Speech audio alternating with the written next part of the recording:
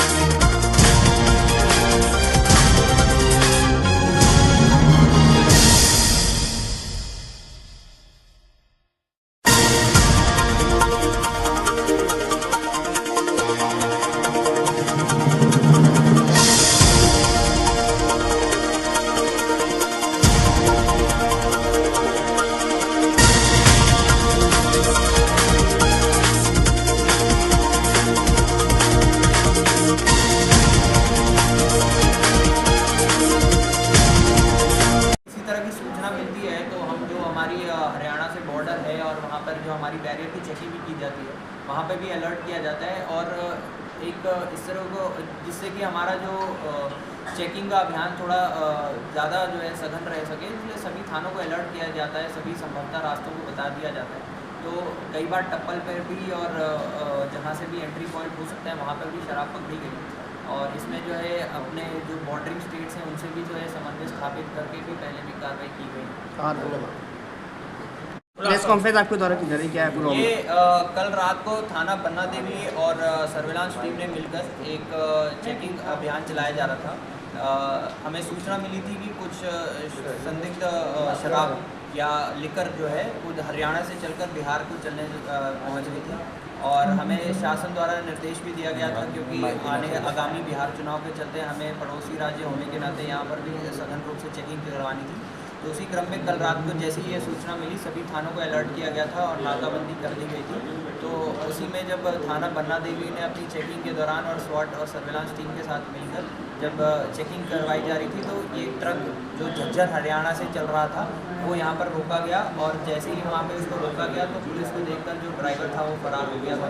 और जब जो है ट्रक की तलाशी ली गई तो इसमें कुछ 337 पेटी 387 पेटी जो शराब की थी जिसमें 7 अलग अलग ब्रांड है उसकी पेटी यहाँ से उस ट्रक से बरामद हुई। हमने इसमें जब ढूंढा और क्योंकि ड्राइवर भी फरार हो गया था और जब हमने इसमें ट्रक में ढूंढा तो किसी भी तरह का कोई लीगल डॉक्यूमेंट या शराब को जो एक्सप्लेन कर सकता था वो नहीं मिला।